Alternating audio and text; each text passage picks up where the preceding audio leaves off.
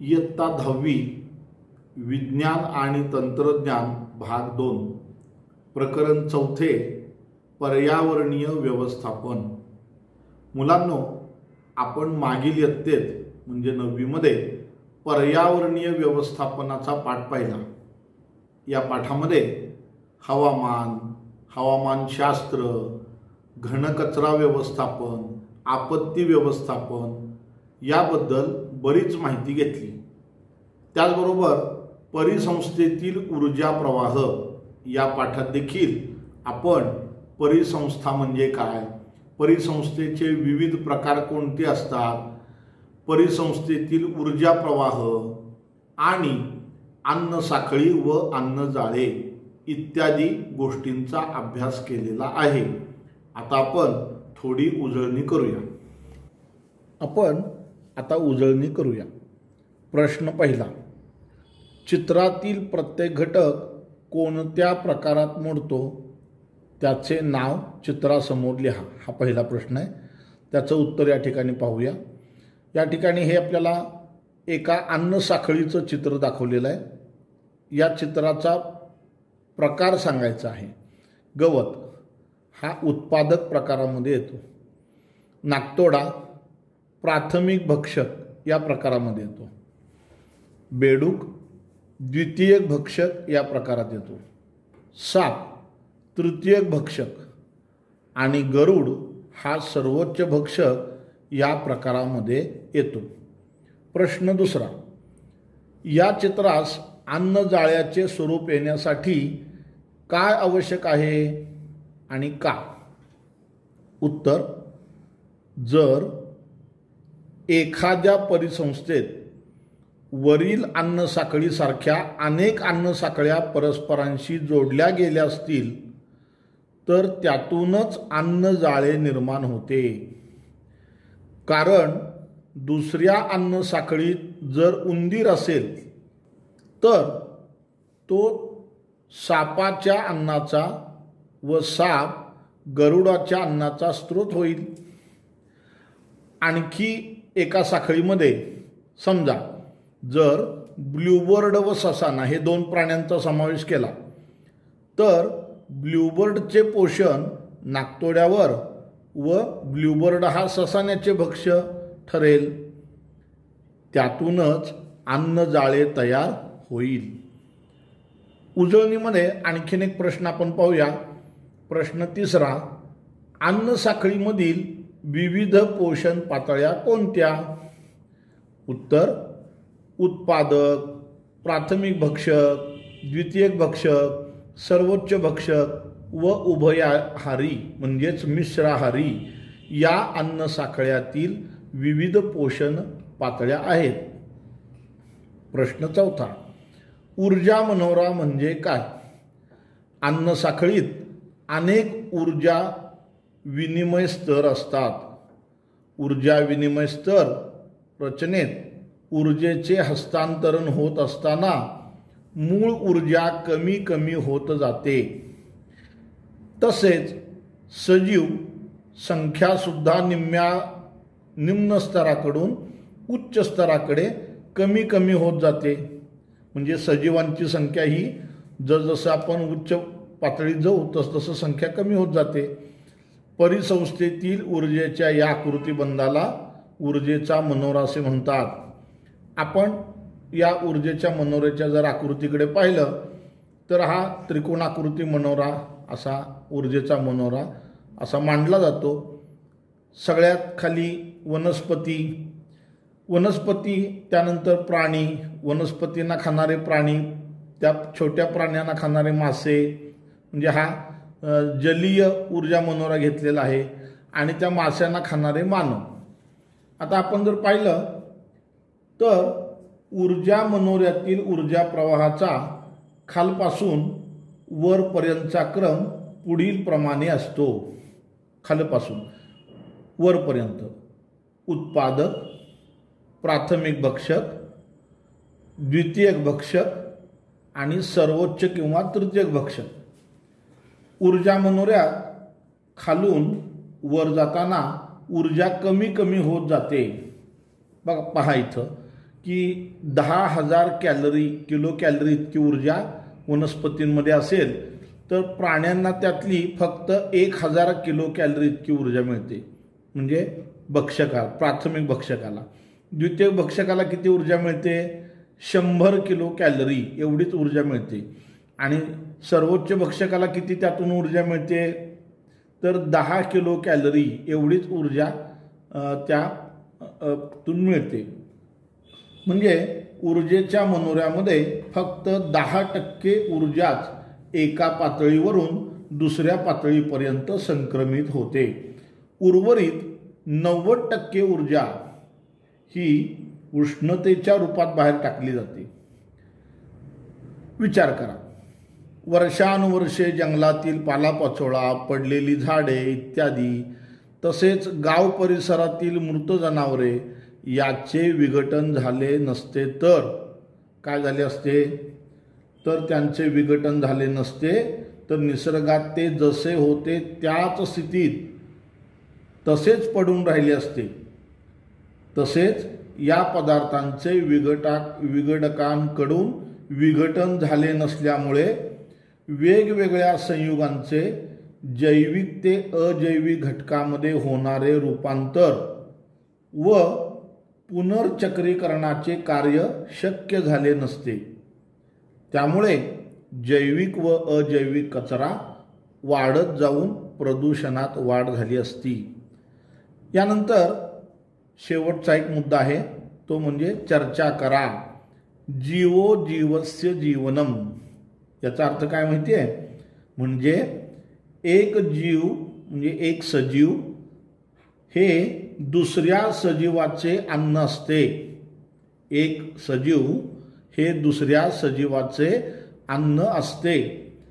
परिसंस्थेचा जर विचार केला तर प्राथमिक भक्षकाचे पोषण उत्पादकावर होते आणि द्वितीय भक्षकाचे पोषण हे प्राथमिक भक्षकावर होते.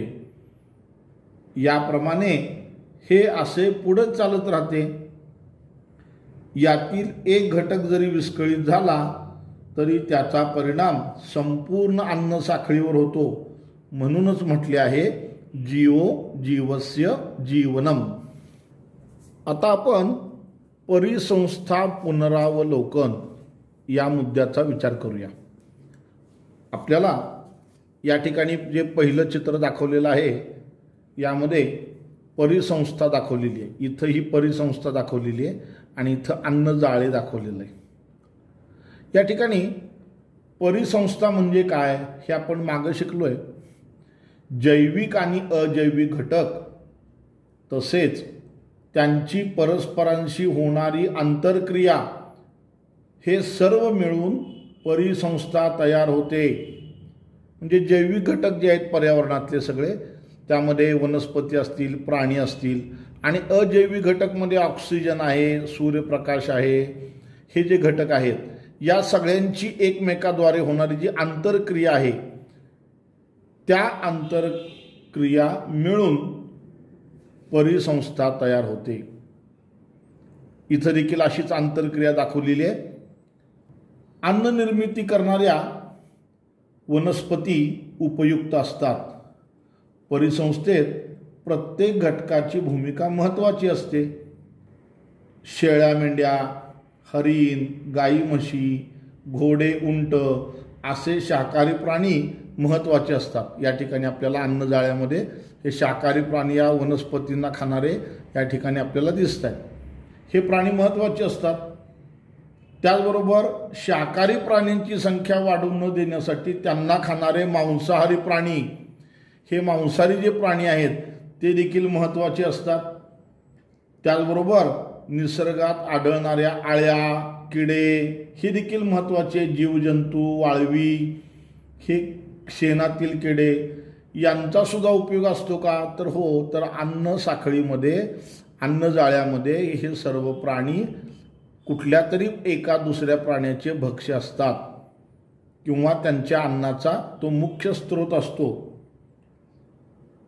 हे अनेक जीव, त्यापैकी काही घाणेरडे वाटले तरी देखील ते अतिशय महत्त्वाचे आहेत. ते मुख्यतः निसर्गाची हे साफसफाई करतात. असे छोटे छोटे जे कीटक आहेत, आळे आहेत, ते निसर्गाची जीवजंतू आहेत. निसर्गातील ते निसर्गाची साफसफाई करतात. म्हणजेच ते एक प्रकारे स्वच्छता दूत आहेत. म्हणजेच आपल्या भोवती असणाऱ्या या घटकामुळेच आपले अस्तित्व आहे. हे सगळे जे घटक आहेत त्यामुळेच आपले अस्तित्व आहे. या सर्व घटकांची योग्य ती काळजी आपण घेतली पाहिजे. आता आपण भात शेती संबंधी काही माहिती घेऊया. या ठिकाणी हे जे चित्र आहे, हे चित्र सांगली जिल्ह्यातील सर्वात जास्त भात शेती करणारा जो तालुका आहे त्याचं नाव आहे शिराळा तालुका. त्या शिराळा तालुक्यामध्ये मोठ्या प्रमाणावर ही भात शेती केली जाते, त्याचं हे चित्र आहे.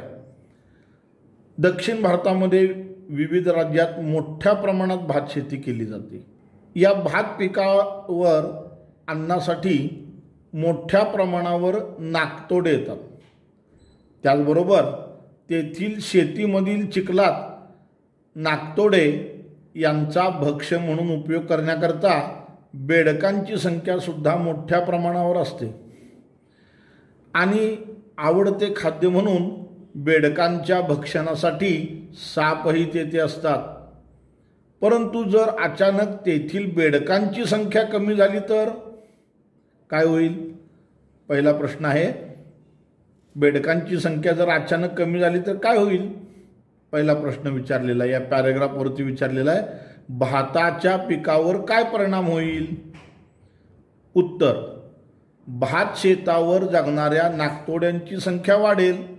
बेडकं कमी झाली तर काय होईल? नाकतोड्यांची संख्या वाढेल. त्यामुळे भाताच्या पिकांचे उत्पादन कमी होईल. दुसरा प्रश्न, कुठल्या भक्षकांची संख्या वाढेल व कुठल्या भक्षकांची संख्या कमी होईल? उत्तर, नाकतोड्यांची संख्या वाढेल व सापांची संख्या कमी होईल. प्रश्न तिसरा, एकंदरीत तेथील परिसंस्थेवर काय परिणाम होईल?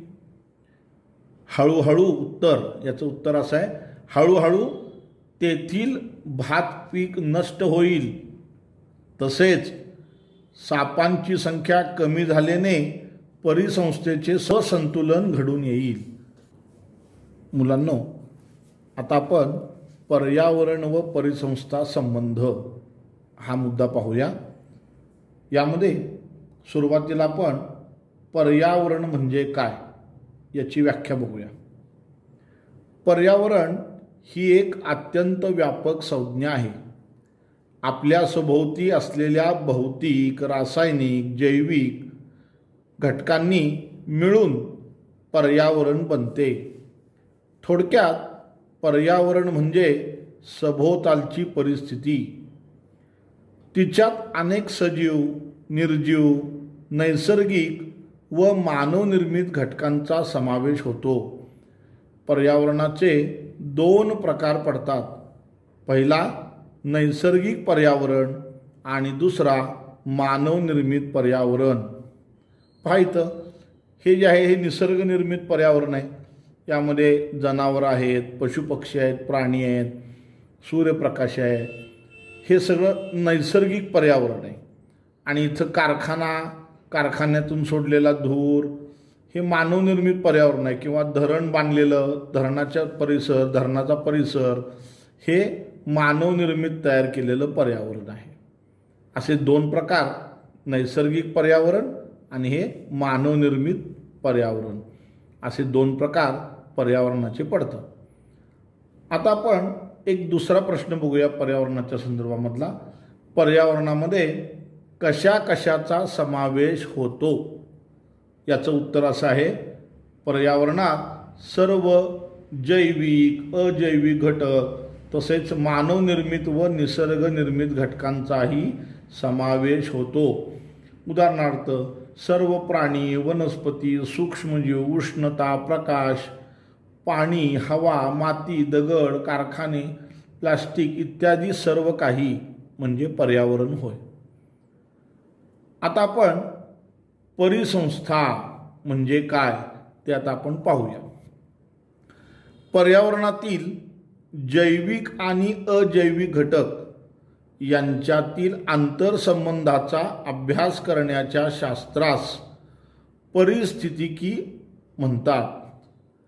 परिस्थितिकीचा अभ्यास करण्यासाठी जे मूलभूत कार्यात्मक एकक वापरले जाते त्यास परिसंस्था असे म्हणतात. इथं आपल्याला आकृतीमध्ये जर पाहिलं तर इथं एक छोटासा तलाव दाखवलेला आहे. या तलावामधले सर्व जीवन दाखवलेलं आहे. जैविक आणि अजैविक घटक या ठिकाणी आहेत. हवा आहे, माती आहे, त्यानंतर वृक्ष आहेत, त्यानंतर जमिनीमध्ये पाण्याखाली असलेलं जलीय वनस्पती आहेत, मासे आहेत, बेडूक आहे, वेगवेगळ्या प्रकारचे प्राणी, पशुपक्षी सर्व या ठिकाणी जे दिसतात आपल्याला ते परस्परावर ते अवलंबून आहेत. असा एक छोटासा पर्यावरणातला भाग याला आपण परिसंस्था असे म्हणतो. नैसर्गिक पर्यावरणात हवा, वातावरण, जल, भूमी इत्यादींचा समावेश होतो हे आपण पाहिलं. या ठिकाणी पर्यावरणात अनेक परिसंस्थांचा समावेश होतो. काही परिसंस्थांचा अभ्यास आपण मागील इयत्तात केला आहेच. विचार केला तर पाण्याचे एखादे लहान डबके ही परिसंस्थाच आहे. आपली पृथ्वी ही सर्वात मोठी परिसंस्था आहे. थोडक्यात एखाद्या निश्चित भौगोलिक क्षेत्र व्यापणाऱ्या प्रदेशावरील जैविक व अजैविक घटक तसेच त्यांच्यातील होणारी आंतरक्रिया हे सर्व एकत्र येऊन परिसंस्था बनते. यामध्ये अनेक सजीव येतात. विविध प्रकारचे सजीव या परिसंस्थेमध्ये येतात. एक प्रश्न शेवटी यामध्ये आहे, पर्यावरणामध्ये कोणकोणती चक्रे असतात आणि त्याचे महत्त्व काय आहे? इयत्ता 9वीमध्ये याबद्दल आपण शिकलोय. पर्यावरणातील जलचक्र, विविध वायुचक्रे, कार्बन चक्र, नायट्रोजन चक्र, ऑक्सिजन चक्र अशी नैसर्गिक चक्रे अखंडपणे चालू राहिली की पर्यावरणाचे संतुलन टिकून राहते. परिसंस्थेतील विविध अन्न साखळ्यामुळे ही पर्यावरण संतुलन कायम राहते. याचा जर आपण सार बघितला तर निसर्गाच्या अस्तित्वाशिवाय मानवाचे अस्तित्व अशक्य प्रायाशी भाव आहे. त्यामुळे नैसर्गिक पर्यावरणाचा समतोल बिघडू न देता त्याचे जतन करणे हे मानवाचे आद्य कर्तव्य आहे. असे म्हटले जाते की आपल्या पूर्वजांकडून ही पृथ्वी आपल्याला वारसा हक्काने मिळालेली नसून ती आपल्याला पुढच्या पिढीकडून उसनवार मिळाली आहे. म्हणूनच आपल्यासाठी आणि पुढच्या पिढीसाठी ती ठेव सांभाळायची आहे. हे आपण कदापि विसरून चालणार नाही. आता आपण पर्यावरण संवर्धन म्हणजे इन्व्हायरमेंटल कॉन्झर्वेशन हा मुद्दा आपण बघणार आहोत. यामध्ये पहिला प्रश्न असा आहे, पर्यावरणावर कोणकोणते घटक परिणाम करतात व कसे? याचं उत्तर असं आहे, पर्यावरणावर हवेचे प्रदूषण, जलप्रदूषण, भूप्रदूषण, ध्वनी प्रदूषण, औष्णिक प्रदूषण, किरणोत्सारी प्रदूषण इत्यादी घटक परिणाम करतात. कारण हवा प्रदूषणामुळे मानव व प्राण्यांना श्वसनाचा त्रास होतो व विकार होतात. तसेच आम्लपर्जन्य देखील होते. जलप्रदूषणामुळे मनुष्य व प्राण्यांना पोटाच्या रोगांना सामोरे जावे लागते. भूप्रदूषणामुळे जमिनीची उगवण क्षमता घटते. किरणोत्सारी प्रदूषके कॅन्सरसारखे रोग निर्माण करतात. म्हणून पर्यावरणावर हे सर्व घटक परिणाम करतात आणि कसे ते आपण पाहिले. दुसरा प्रश्न असा आहे की पर्यावरणामध्ये भक्षकांची संख्या वाढत गेली तर काय होईल? याचं उत्तर असं आहे की पर्यावरणामध्ये भक्षकांची संख्या वाढत गेल्यास मूळ उत्पादक घटक असणाऱ्या वनस्पती म्हणजे झाडे नष्ट होऊन जैवविविधतेची हानी होईल व पर्यावरणाचा समतोल बिघडेल. मनुष्य प्राण्यांसाठी आवश्यक ऑक्सिजन मिळणे कठीण होऊन जाईल. प्रश्न तिसरा, नदीच्या किनारी मोठमोठे कारखाने उभारले गेले तर नदी या परिसंस्थेवर त्याचा काय परिणाम होईल? उत्तर, नदीच्या किनारी मोठमोठे कारखाने उभारल्यास कारखान्यांचे दूषित पाणी नदीत मिसळेल व त्यामुळे नदीचे पर्यावरणीय संतुलन बिघडून नदी प्रदूषित होईल. त्यामुळे पाण्यातील जलचर, पक्षी, वनस्पती यांचे अस्तित्व धोक्यात येईल. तसेच धुरामुळे वायू प्रदूषण वाढून मनुष्य व प्राण्यांचे श्वसन विकार वाढतील. अशा प्रकारे परिणाम होईल. आता आपण मुद्दा पाहूया प्रदूषण. आता प्रदूषण म्हणजे काय किंवा प्रदूषणामध्ये काय काय होत असतं ते आपण इथं पाहूया. इथं आपल्याला काही चित्र दाखवलेली आहेत. हे प्रदूषणाचेच परिणाम आहेत. या ठिकाणी धूर आणि धुकं या ठिकाणी निर्माण झालेलं आहे. धुराचा प्रचंड वाढ झाल्यामुळं या ठिकाणी कशी अवस्था निर्माण झालेली आहे पहा. कारखान्याचं धुराचं प्रदूषण, कारखान्यातील दूषित पाणी, रासायनिक फवारणी, जलप्रदूषण, प्लास्टिक याच्यापासून होणारे प्रदूषण, प्लास्टिकपासून होणारे माती प्रदूषण, रासायनिक खतांचा वापर आणि हवा प्रदूषणातून निर्माण होणारी आम्लवर्षा, अशी विविध चित्र इथं प्रदूषण दर्शवणारी आहेत. आता आपण प्रदूषण म्हणजे काय ते पाहूया. पर्यावरणामध्ये असणारे काही नैसर्गिक घटक आणि काही मानवनिर्मित दूषित घटक जेव्हा पर्यावरणास हानी पोहोचवतात तेव्हा पर्यावरणामध्ये समाविष्ट अनेक घटकांमध्ये असमतोल निर्माण होतो आणि त्याचा परिणाम हा त्या घटकांच्याच मुख्यत्वे जैविक घटकांच्या अस्तित्वावर होतो. आज पृथ्वीवर अनेक नैसर्गिक आणि मानवनिर्मित घटकांचा परिणाम होऊन बऱ्याच पर्यावरणीय समस्या निर्माण झाल्या आहेत. पर्यावरणीय प्रदूषण ही त्यापैकीच एक समस्या आहे. सर्वसाधारणपणे कोणत्याही वस्तूचे व पदार्थाचे दूषितीकरण म्हणजे प्रदूषण होय. पर्यावरणीय प्रदूषण म्हणजे नैसर्गिक घटना अथवा मानवाच्या कृतीमुळे सभोवतालच्या पर्यावरणात झालेला अनावश्यक बदल. तो बदल अस्वीकार्यार्ह असतो. म्हणजेच हवा, पाणी, जमीन इत्यादीच्या भौतिक आणि रासायनिक आणि जैविक गुणधर्मामध्ये तसेच मानव आणि इतर सजीव यांना घातक ठरतील असे प्रत्यक्ष तसेच अप्रत्यक्ष बदल घडून येणे हे होय. मानवी लोकसंख्येचा विस्फोट, वेगाने होत असलेले औद्योगिकरण, नैसर्गिक संसाधनांचा अतिवापर, जंगलतोड, अनियोजित नागरीकरण इत्यादी कारणे पर्यावरणीय प्रदूषण घडवून आणतात. प्रदूषण ही एक खूप व्यापक संकल्पना आहे. आपल्याला हवा, जल, ध्वनी, किरणोत्सारी पदार्थ, भूमी, औष्णिक, प्रकाश, प्लास्टिक प्रदूषण असे विविध प्रकारचे प्रदूषण आढळून येते. त्यातूनच आज त्याचा परिणाम हा सर्व सजीव आणि त्यांच्या अस्तित्वावरती होत असतो व त्यातूनच आज पर्यावरण संवर्धनाची गरज निर्माण झालेली आहे. प्रदूषणाचे प्रकार कोणते असा इथं चौथा प्रश्न विचारलेला आहे. हवेचे प्रदूषण, जलप्रदूषण, मृदा प्रदूषण, ध्वनी प्रदूषण, औष्णिक, प्रकाश आणि किरणोत्सारी प्रदूषण हे प्रकार आहेत. पाचवा प्रश्न आहे नैसर्गिक प्रदूषण आणि मानवनिर्मित प्रदूषण म्हणजे काय? ज्वालामुखीचा उद्रेक, वादळे, महापूर, चक्रीवादळे इत्यादी नैसर्गिक घटनांमुळे झालेले प्रदूषण म्हणजे नैसर्गिक प्रदूषण.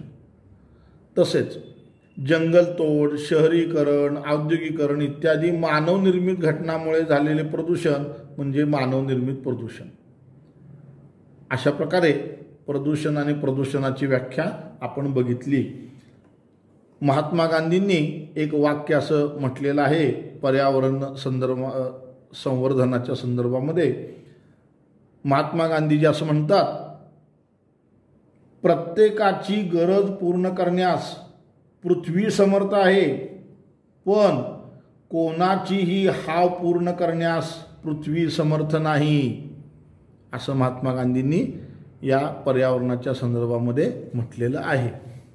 मुलांनो, आपण परिसंस्था, पर्यावरण व परिसंस्था संबंध, पर्यावरण संवर्धन, प्रदूषण इत्यादी गोष्टींची पहिल्या भागात आपण माहिती घेतली.